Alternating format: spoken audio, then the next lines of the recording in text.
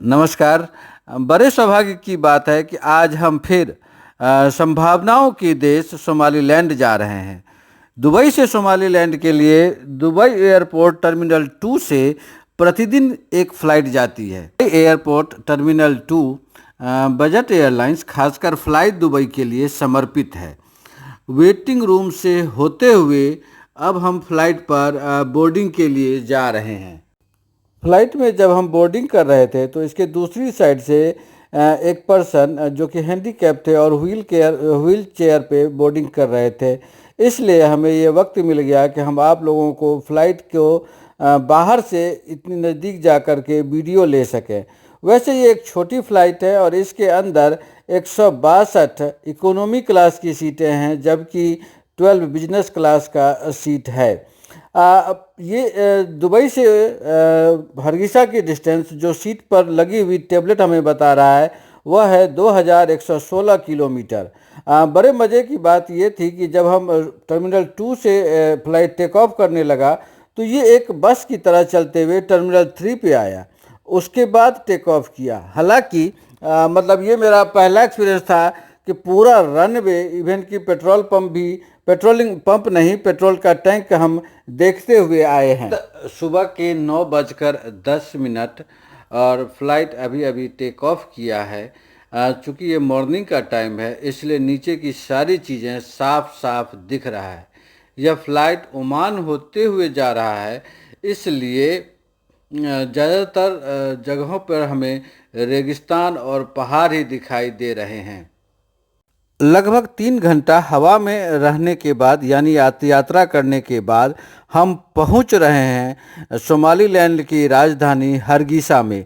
हरगिसा की ऊंचाई 1300 मीटर है सी लेवल से, तो यहाँ का मौसम बहुत ही अच्छा और ये कहें कि बहुत ही कंफर्टेबल है। आइए, आपका स्वागत है ईगल इंटरनेशनल एयरपोर्ट हरगिसा। यहाँ तेज़ हवाओं के साथ ताज़ी ताज़ी धूप खिली हुई है, इसलिए मौसम बहुत ही सुहावना है। छोटा हवाई अड्डा होने के कारण बैगेज कलेक्शन के वक्त थोड़ी बहुत भीड़ भाड़ हो जाती है, लेकिन इसके हमारे लिए सब कुछ ठीक ठाक रहा और हमने बाहर निकल कर के भोजन का आनंद लिया और फिर अपने डेस्टिनेशन की तरफ चल पड़े। हमारा गंतव्य स्थान गेबली है, जो कि हवाई अड्डा से लगभग 1 घंटे की ड्राइव पर स्थित है। आप रोड के दोनों तरफ देख रहे हैं कि हरियाली छाई हुई है। साथ ही रोड भी काफ़ी अच्छा बना हुआ है, ट्रैफिक भी नहीं है और हम बहुत आसानी से यहाँ पहुँच गए हैं। हालांकि पुराने शहरों में जिला और बरबरा के बाद गेबली का ही नाम। यहाँ पर स्कूल, कॉलेज, यूनिवर्सिटी और बड़े हॉस्पिटल भी हैं। इस शहर की आबादी 1,41,000 है और सभी घरों को देखने से ऐसा लग रहा है कि जैसे आप यूरोप में हो।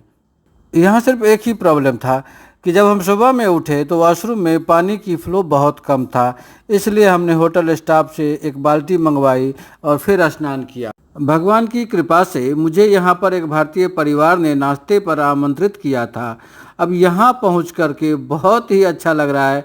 इनका घर बड़े एरिया में बना हुआ था, साथ में रूम बड़े बड़े थे और नाश्ते पर मतलब एक बड़ी बढ़िया लग रही थी कि सोमालीलैंड में आकर के मुझे अपने चॉइस की, अपने पसंद का खाना मिल रहा है।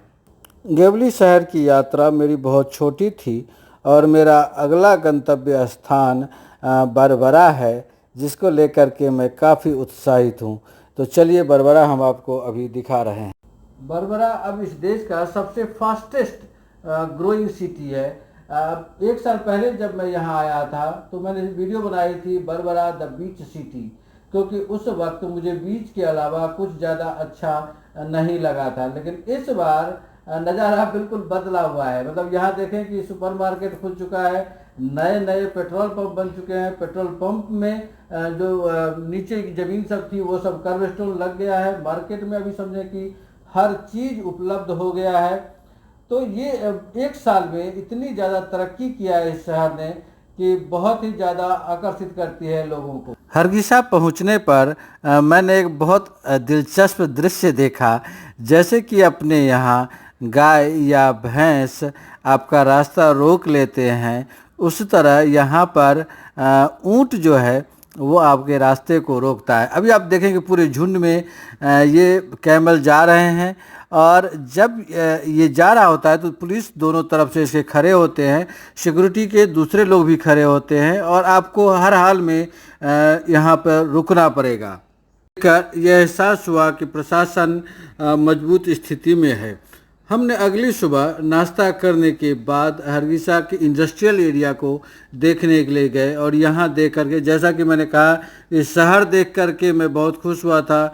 उसी तरह ये एरिया भी जो इंडस्ट्रियल एरिया है और जो पोर्ट के पास वाला एरिया है वो भी काफ़ी डेवलप हुआ है। बहुत बेहतरीन लग रहा है एक साल की इस तरक्की को देख करके।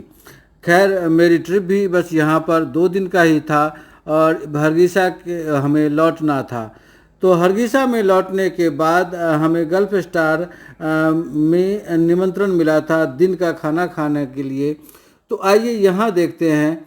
अब आप देखिए, होटल की लाइटिंग देखिए, अरेंजमेंट देखिए, मतलब मॉडर्न फैसिलिटी को देखिए कि हरगिसा में इस तरह का रेस्टोरेंट जो कि इंडियन है, यानी हैदराबाद का फूड यहाँ पर मिलता है, और मतलब व्यवस्था और लाइटिंग और टेबल कुर्सी सब कुछ, मतलब देख के आप दंग रह जाएंगे कि ऐसी जगह पे जहाँ पे कि बहुत कम इंडियन थे और यहाँ पे इतना बड़ा अभी रेस्टोरेंट खुला है। मतलब ऐसा लगा कि जीवन धन्य हो गया है।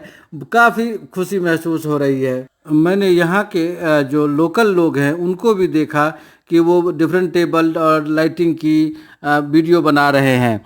खैर, यह इतिहास के लिए एक यादगार पल रहेगा कि कभी भी कि हरगिसा में इतना बढ़िया होटल खुला था।